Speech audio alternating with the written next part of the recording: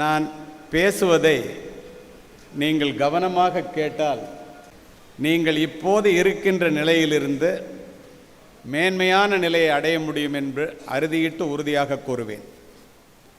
அதோடு மட்டுமல்ல, இந்த இடத்திலே நான் உங்களுக்கு சொல்லிக்கொள்ள விரும்புவதெல்லாம், நீ என்னவாக வேண்டும் என்று நினைக்கிறாயோ அதுவாகவே ஆகிவிடுவாய். இதை நான் சொல்லலைங்க, சொல்றது விவேகானந்தர். எவ் உயிர் எப்படி எண்ணின அவ் உயிர்க்கு அப்படி அளித்தருள் அருட்பெருஞ்சோதி என்கிறார் ராமலிங்க அடிகளார். ஒவ்வொரு உயிரும் தான் என்ன வேணும், தனக்கு என்ன ஆகணும்னு நினைக்குதோ அதன்படியே ஆயிடுவாங்க. இதை சொல்றது ராமலிங்க சுவாமிகள். பூமியில் இருப்பதும் வானத்தில் பறப்பதும் புது புது உலகமும் போய் வரும் தூரமும் அவரவர் எண்ணங்களே. புரிகிற மாதிரி சொல்றது கண்ணதாசன். நீ எதை கேட்கிறாயோ அதைத்தான் வாழ்வு உனக்கு தருகிறது. அதனால் பெரிதினும் பெரிது கேள். பாரதி. நம்ம பெருசாக கேட்கறதில்ல, பெருசாக எண்ணுவதில், பெருசாக சிந்திப்பதில் நமக்கு என்ன சிரமம்? நம்ம என்ன நினைக்கிறோமோ அதுதாண்டா நடக்கும் அப்படிங்கிறது எல்லாருக்கும் தெரியும். நம்ம என்ன கேட்குறோமோ அது கிடைக்கும் அப்படிங்கிறது நிதர்சனமான உண்மை. அதுக்கு பின்னாடி உங்களுக்கு உதாரணங்களை சொல்கிறேன்.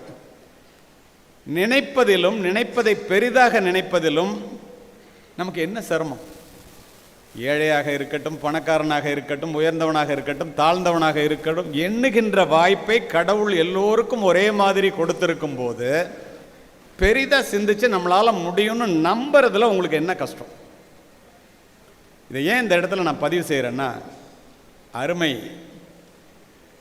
அரசு வேலைக்காக முயற்சியில் இருக்கின்ற இளைஞர்களே, இளம் பெண்களே, இந்த இடத்திலே இந்த நேரத்திலே நீங்கள் இப்போது இங்கு வந்து இப்படி அமைந்திருப்பதற்கு காரணம் உங்களுடைய மனமே, உங்களுடைய எண்ணமே. சொல்றது புத்தர், நான் இல்லை. ஒவ்வொருத்தரும் இன்றைக்கு நம்ம என்ன நிலையில் இருக்கிறோமோ அந்த நிலைக்கு காரணம் உங்களுடைய மனசு தான். நான் இந்த இடத்துல நிற்கிறேன்னா என்னுடைய மனது, இங்கே உட்காந்துருக்காங்க அப்படின்னா அவங்களுடைய மனது, அவங்களுடைய எண்ணம். அதனால தான் வள்ளுவர் சொல்கிறாரு, உள்ளுவதெல்லாம் உயர்வுள்ளல் மற்றது தள்ளினும் தள்ளாமை நீர்த்து. நினைக்கிறதெல்லாம் பெருசாக நினைடா, அது நடக்கலைன்னா கூட அந்த எண்ணத்தை மாற்றிக்காத. ஒரு நாள் இல்லைன்னா ஒரு நாள் நடக்கும். எப்படி? காண முயலெய்த அம்பிலும் யானை பிழைத்த வேலேந்தல் அரிது. காட்டுக்கு போய் முயலை குறி வைக்காதரா, யானையை குறிவை. ஒரு நாள் இல்லாவிட்டால் ஒரு நாள் அந்த வேழம் உன்னுடைய வேலுக்கு வீழ்ந்தே தீரும். சொல்றது யாரு? வள்ளுவர். உலகத்தில் பிறந்த ஜீவராசிகளிலேயே மிகப்பெரிய ஜீவராசி மனிதன். மனிதனுக்கு அந்த உயர்வை தருவது அவனுடைய சிந்தனை தான். சொல்றது யாரு?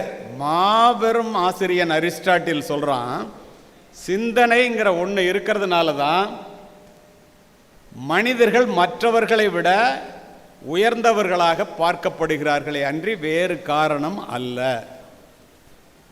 இதை யார் புரிஞ்சுக்கணும்? நம்ம புரிஞ்சுக்கணும். சரி, தமிழ் புத்தகங்களில் இப்படிலாம் சொல்கிறாங்க. நான் நூற்றுக்கணக்கான புத்தகங்களை உங்களைப் போல் உள்ளவர்களிடம் உரை நிகழ்த்துவதற்காகவே படிப்போம். ஆங்கில புத்தகங்கள் பக்கம் சென்றால், அருமை இளைஞர்களே, ஒரு மனிதனை உயர்த்துவது அவனுடைய சிந்தனை தான். ரூசோ. மனிதர்கள் தங்களுடைய எண்ணங்களுக்கு ஏற்பவே உயர்ந்த நிலையிலும் தாழ்ந்த நிலையிலும் வாழ்கிறார்கள். Emerson.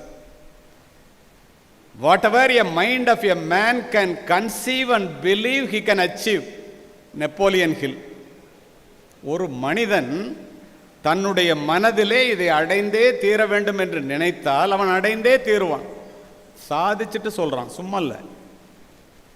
When you really want something, the universe always conspire in your favor.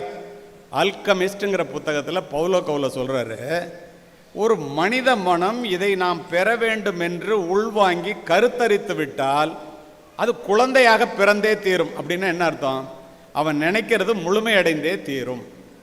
இதை சொல்றது யாரு? மிகப்பெரிய எழுத்தாளர், ஆங்கில எழுத்தாளர். இப்போ இதிலிருந்து நம்ம தெரிஞ்சுக்கிறது என்ன? My dear youngsters, the sole author of your success is your mind. If you master your thoughts, you master your life. When you master your life, you master your destiny. விதியை மதியால் வெல்லலாம். எப்படி? நீங்கள் உங்களுடைய சிந்தனையிலே கவனம் வையுங்கள். அவைகள்தான் எண்ணங்களாக மாறுகின்றன. உங்களுடைய எண்ணங்களிலே கவனம் வையுங்கள்.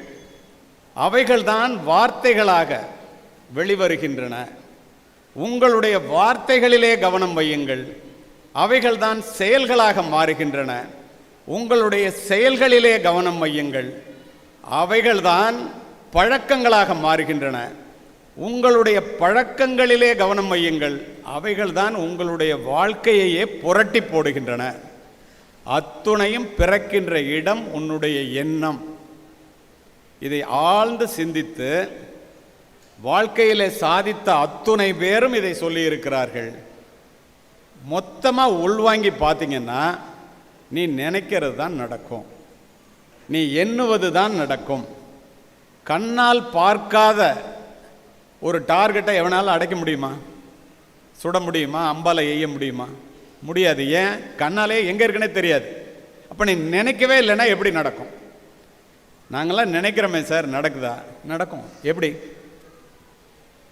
உங்களைப் போல காமராஜர் இப்போ இங்கே படித்தார் இல்லையா, ஒரு நாட்டுப்புறத்து ஏழை சிறுவனாக நான் இருக்கும்போது,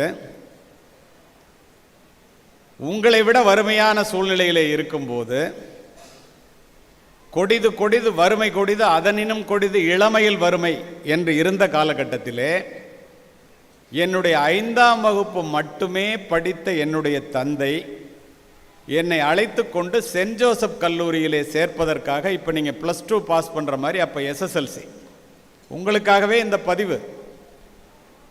மார்க் 500க்கு 481 மார்க் பார்த்தோன்னா சென்ட் ஜோசப் பிரின்சிபல் அட்மிஷன் தர்றேன்ட்டார். பக்கத்தில் உட்கார்ந்த ரெக்டர் கேட்டார், நீ எந்த ஊருன்னர். நான் சொன்னேன், நான் தஞ்சாவூர் சார். தஞ்சாவூர்லேருந்து எப்போ திருச்சியில் சென்ட் ஜோசப்பில் வந்து படிப்பேன்னு கேட்டார்.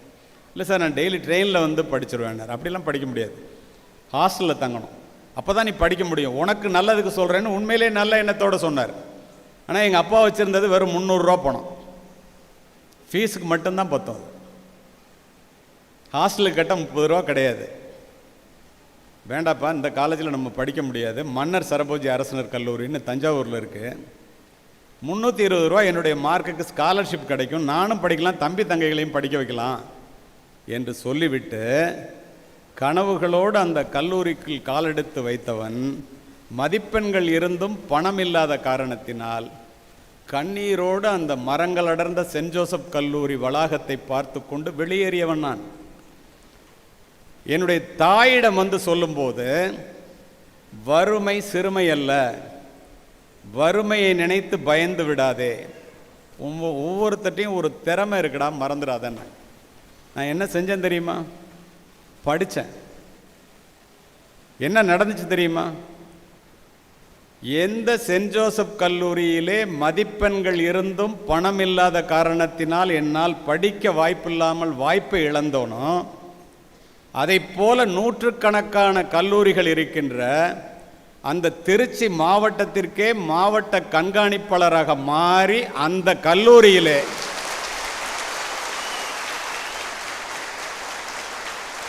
மூன்று முறை முக்கிய விருந்தினராக சென்று லாலிகாலிலே மேதகு மாமனிதர் அப்துல் கலாம் அவர்கள் பேசிய அந்த இதை போன்ற ஒரு பெரிய ஹாலில் அதே முதல்வரும் அதே ரெக்டரும் இருக்கும்போது ஆசிரியர்களுக்கும் மாணவர்களுக்கும் பெற்றோர்களுக்கும் 3 முறை சிறப்பு விருந்தினராக சென்று உரை நிகழ்த்தி இருக்கின்றேன். இது எப்படி சாத்தியம்? இதை சொல்வது எனக்காக அல்ல, உங்களுக்காக. இதை சாதித்தது எது? கல்வி ஒன்றுதான், படிப்பு ஒன்றுதான்.